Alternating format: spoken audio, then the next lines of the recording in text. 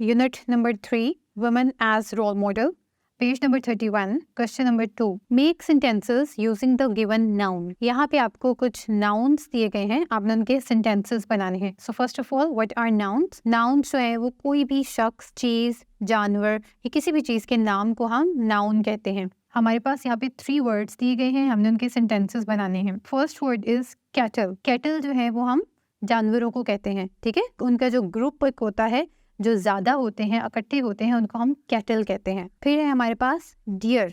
Dear जो है हम हिरन को कहते हैं। और इसमें आपने कंफ्यूज नहीं होना है, यहाँ पे अगर हम एक और डियर के स्पेलिंग्स हो सकते हैं DEAR, तो वहाँ पे डियर जो है उसका मतलब होता है प्यारा, ठीक है। जैसे you are very dear to me, तो मुझे बहुत अच्छे लगते हो, तो मुझे बहुत प्यारे हो, तो वो डियर के स्पेलिंग्स में DEAR होता है and the pronunciation is same. Third one is hair. Hair का मतलब यहाँ पे है बाल, ठीक है। सो हम यहाँ पे इन तीनों जो वर्ड्स हैं इनके सेंटेंसेस बनाते हैं।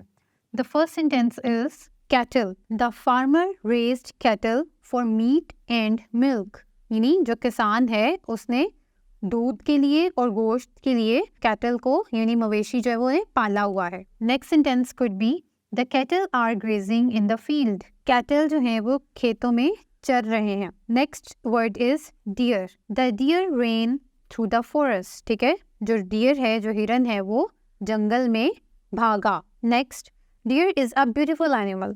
डियर जो है वो एक खूबसूरत जानवर है। सो ये सेंटेंसेस मैंने बनाए हैं, आप इनके अलावा और डियर का कोई भी सेंटेंस बना सकते हैं। जैसे कि आप कह सकते हैं कि dears eyes were large and beautiful, या इसके अलावा आप इसका कोई भी और सेंटेंस बना सकते हैं।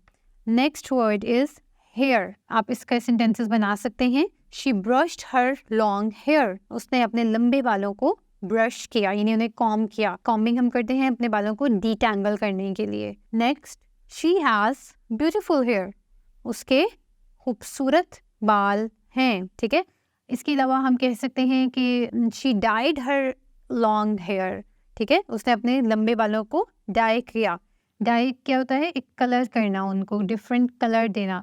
और यहाँ पे डाई को अगर हम लिखेंगे तो उसके स्पेलिंग्स में हम DYE लिखेंगे, डाई, ठीक है, कलर देना। और जो दूसरा डाई होता है DIE, डाई, उसका मतलब होता है किसी का वफात पा जाना। So you don't have to be confused in these words. जहाँ पे हम कलर करने की बात करेंगे वहाँ पे हम स्पेलिंग्स यूज करेंगे DYE, dye. So these word 3 words जिनके हमने सेंटेंसेस बनाए। अब ये सेंटेंसेस मैंने आपके लिए बनाए हैं, आपने इनको देखना है, इनका मीनिंग समझना है and you have to make sentences by yourself. आपने खुद से इनके सेंटेंसेस जो है वो बनाने हैं।